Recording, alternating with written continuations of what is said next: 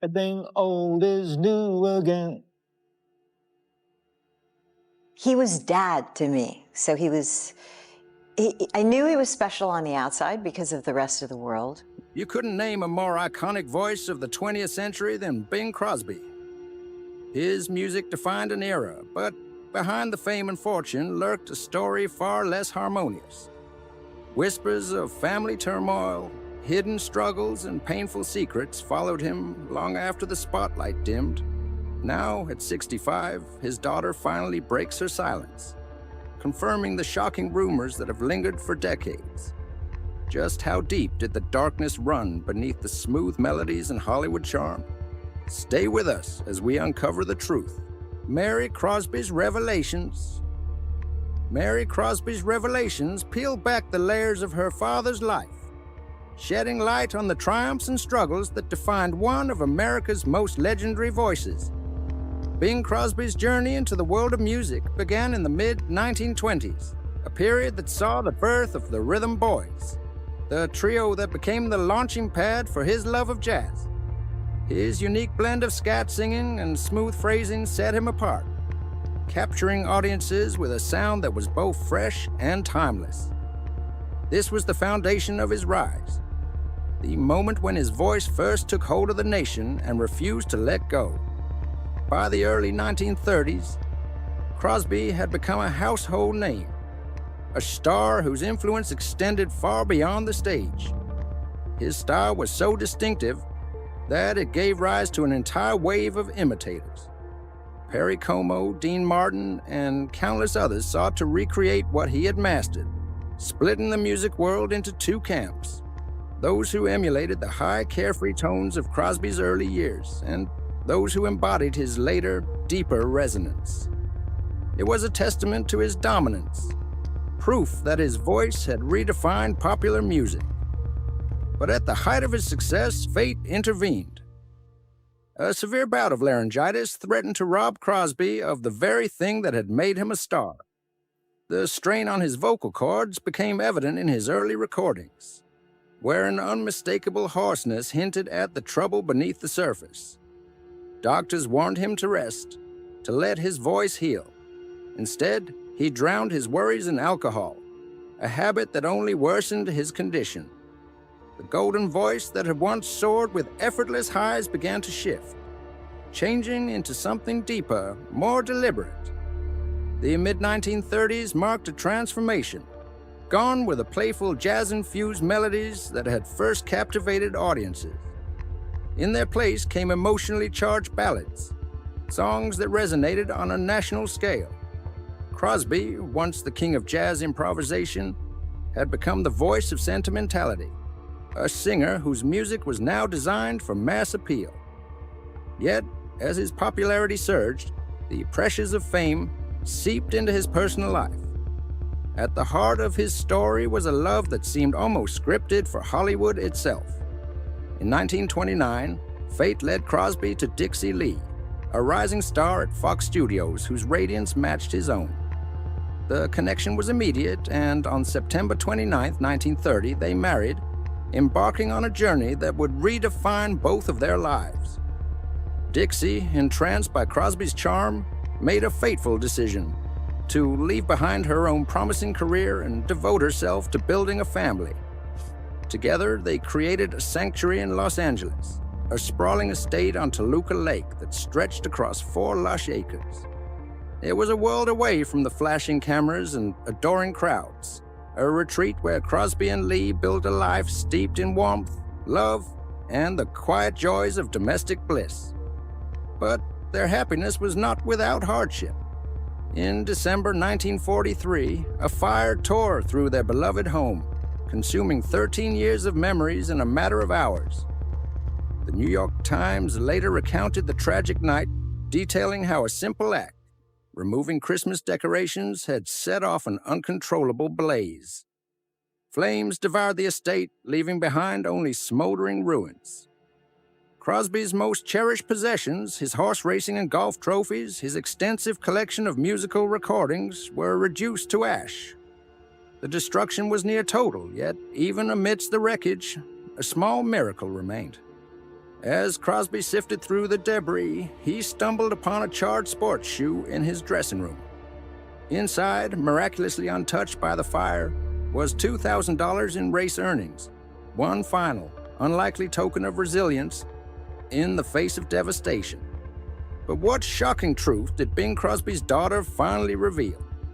Behind his legendary fame lay a hidden family sorrow, one Hollywood never wanted you to see.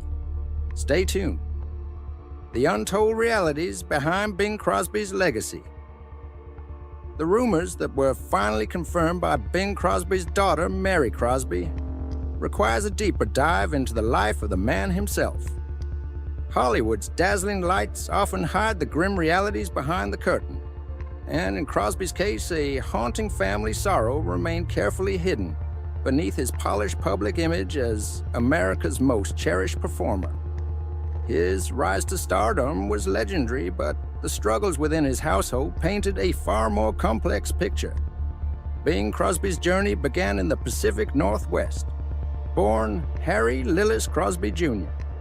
on May 3, 1903 in Tacoma, Washington, he was raised in Spokane after his family relocated in 1906 in search of better opportunities.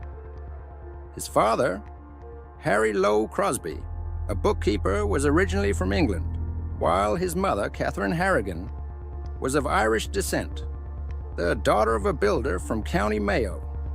Bing was the fourth of 7 children, growing up in a house built by his father.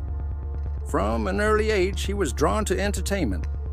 At just 6 years old, he became fascinated with the Bingville Bugle, a humorous newspaper column.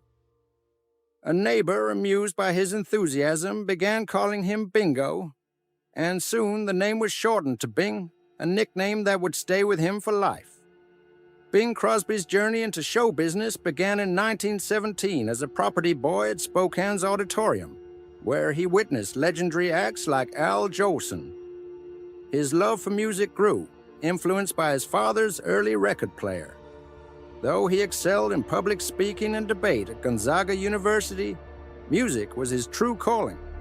Abandoning law school, he teamed up with pianist Al Rinker, launching his career.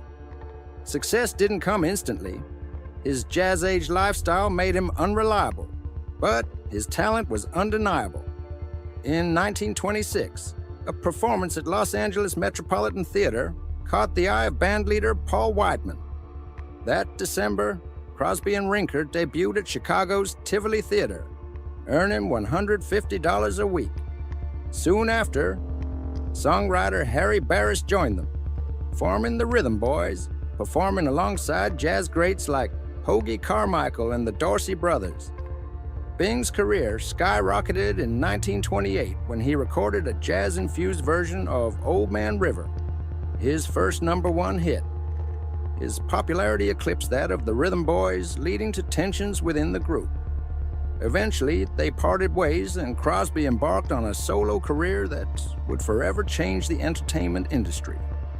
By the early 1930s, Bing Crosby was one of America's most famous voices, with 10 of 1931's top 50 songs.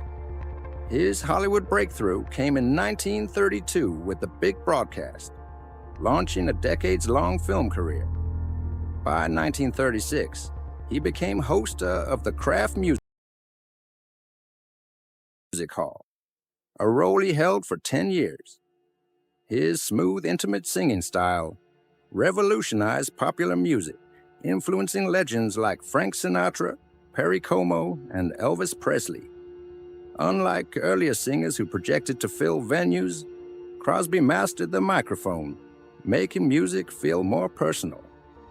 During World War II, his voice comforted American troops, and his rendition of White Christmas became a timeless classic. By 1948, Yank magazine named him the most admired man in America, outranking Jackie Robinson and Pope Pius VII.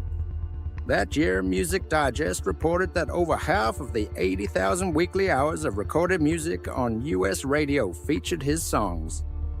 Beyond music, Crosby was a tech pioneer, investing in the Ampex 200, the first U.S. commercial tape recorder, revolutionizing audio recording with editing and overdubbing. Despite his monumental success, Crosby's personal life was far more complicated. His marriage to actress and singer Dixie Lee was fraught with struggles, including alleged alcoholism and a strained family dynamic. Their 4 sons, Gary, Philip, Dennis, and Lindsay, grew up under the weight of their father's expectations. In later years, stories surfaced suggesting that Crosby was a strict disciplinarian, with reports ranging from firm parenting to allegations of emotional and physical abuse. His son Gary, in particular, later spoke out about the difficult childhood he endured. Dixie's death in 1952 marked a turning point in Crosby's life. Though he later remarried actress Katharine Grant, the loss of his first wife had a lasting effect on him. His children, especially Dennis and Lindsay, struggled with their own demons, battling substance abuse and mental health challenges. Their stories painted a picture far removed from the public image of a happy Hollywood family. Despite his immense contributions to entertainment, Crosby remained an enigma. Those closest to him, including his longtime friend Phil Harris, admitted that they never truly knew him. He was a private man, reluctant to reveal his personal struggles, even as his fame reached unprecedented heights. The complexities of his life extended into his career as well. Though primarily known for his musical achievements, he proved his acting talent in films such as The Country Girl, where he portrayed a troubled, washed-up actor.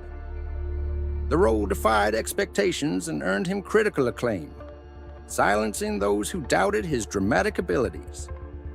Yet, behind the success and innovation, darker questions loomed.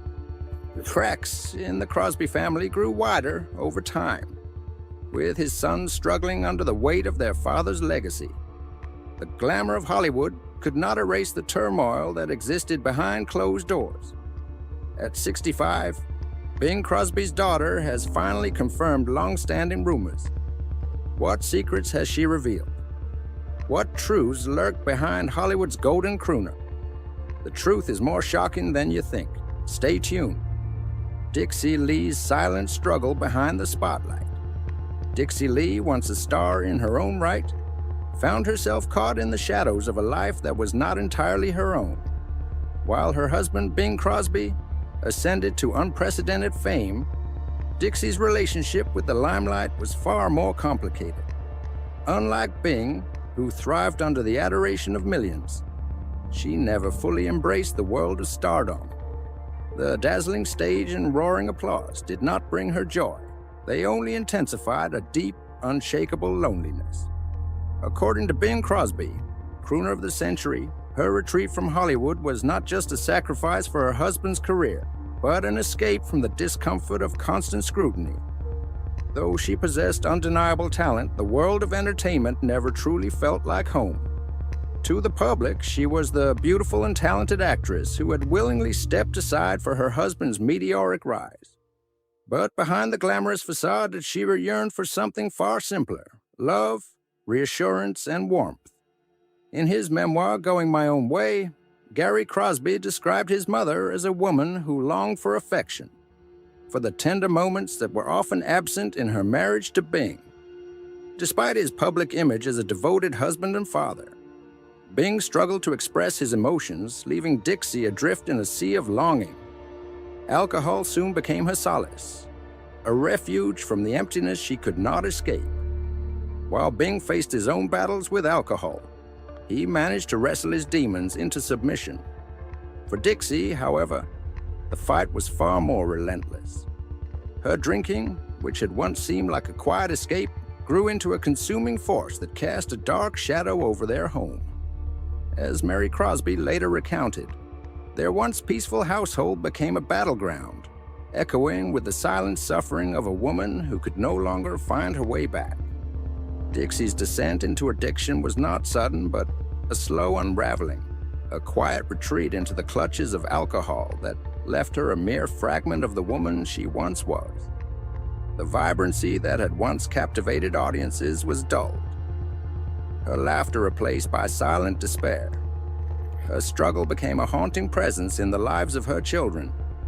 The memories of their mother sprawled lifelessly on the floor, lost in the grip of her affliction, left wounds that would never fully heal. The image of her in those moments, broken, unreachable, was seared into their souls.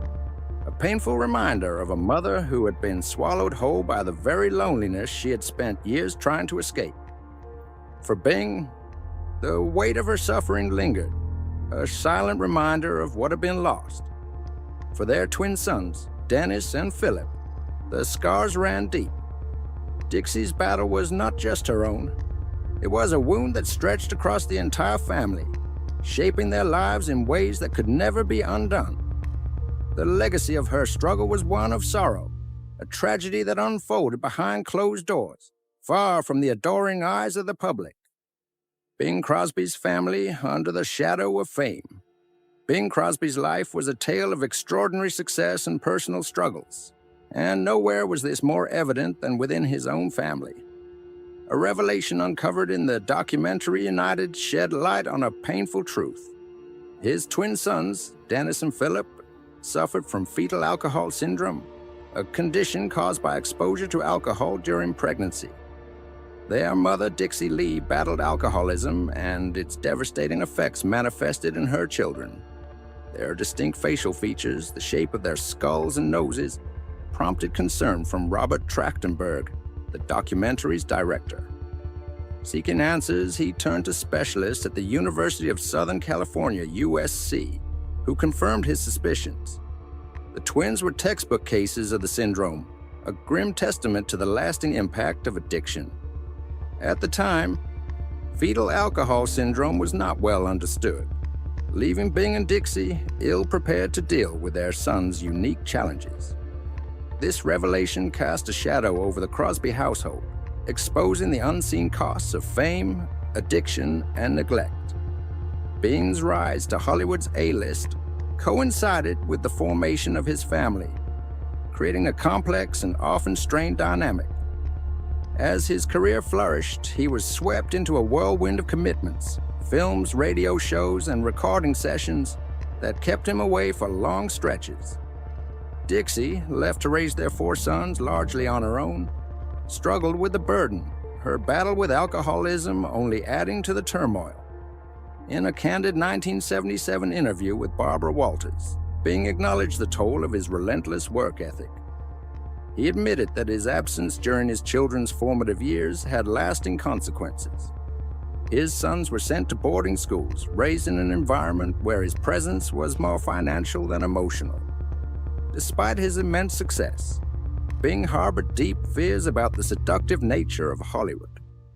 He worried that the trappings of wealth and celebrity would corrupt his children, pushing him to enforce a strict and often rigid household structure. His obsession with shielding them from fame's temptations led to an upbringing marked by discipline rather than warmth. This rigid approach created friction between Bing and his sons. Gary Crosby, the eldest, later recalled how his father's strictness was driven by an intense fear of raising Hollywood kids who might fall into the pitfalls of excess and entitlement. But rather than fostering resilience, Bing's methods fostered resentment. The gap between his aspirations for his children and their reality only deepened as they grew older. The very world he sought to protect them from became a source of division within the family. As Bing entered his second marriage with Katharine Grant, his approach to fatherhood changed. Freed from the relentless pressures of his Hollywood prime, he found a renewed sense of engagement with his younger children. Nathaniel Crosby, his son from this later union, noted the difference. His father was more present, more involved, and less consumed by his career. With Katharine, Bing embraced the joys of family life in a way he had not before, creating a stark contrast between his two families. Even with his public image as America's beloved crooner, Bing was not immune to controversy. While many adored him, others viewed him as an emblem of safe mainstream entertainment, an artist without the rebellious edge of his contemporaries. Yet his reputation remained largely untarnished until after his death in 1977, when his eldest son, Gary, released Going My Own Way in 1983. The memoir shattered the carefully cultivated image of Bing Crosby as a loving patriarch. Gary's accusations of physical and emotional abuse painted a harsh picture, one that stood in stark contrast to the public's perception of the legendary entertainer. Though some, including his son Philip, questioned the intensity of Gary's claims, the damage was done. The revelations sent shockwaves through the entertainment world, forever altering the way Bing Crosby was remembered. But what was life really like behind Hollywood's golden image? Was he a devoted father or a strict perfectionist? Stay tuned to uncover the truth. Mary Crosby's final thoughts. A daughter's tribute. To the world, he was an icon. To me, he was simply Dad, my hero, my friend. He taught me how to fish, how to hunt, how to throw a baseball. With 6 sons, he made sure we all knew how to do the things fathers teach their children. But beyond the warmth of family life, there was the professional side of him too. I always believed that if my father could carry himself with such professionalism, then no one had an excuse not to. Our Christmas shows were never rehearsed in the way people might think. We sang carols around the breakfast table, just as any family would, enjoying the music. But by the time we stepped onto the set, we knew every line, every note, and we were never late. He made it all feel effortless, made it fun. He knew he was a huge star, how could he not? But it wasn't the fame that mattered to him. It was what he could do with it. He was humble, never one to boast, and always believed in using his influence for something greater. As his life neared its end, he spoke not of his chart-topping songs or sold-out performances, but of the work he had done for the troops, the war efforts he had supported. He had wanted to fight in the war, but fate had other plans. He was too young for the First World War and too old for the Second. That didn't stop him. He did what he could, raising money for war bonds, performing for soldiers overseas, visiting hospitals. But perhaps the most moving thing he did was write letters to the families of wounded soldiers, letters he kept close to his heart. We found them recently, tucked away in the attic. My mother was sorting through old memorabilia when she discovered a box filled with them. Some had been returned, their intended recipients never making it home. Others were from families, thanking him for bringing their loved ones a moment of joy. He had saved every single one. And then there was White Christmas. That song became something far bigger than any of us imagined. It was released in 1941, just after Pearl Harbor, and by 1942, it had become an anthem for soldiers longing for home. To me, it was my childhood. Every Christmas, we sang it together year after year. I don't have just one memory of it. There are too many snapshots of a life surrounded by music, by family, by him. But what untold stories lay hidden in those forgotten letters? A performer, a patriot, a father. Was his greatest gift music or something far deeper? Share your thoughts below.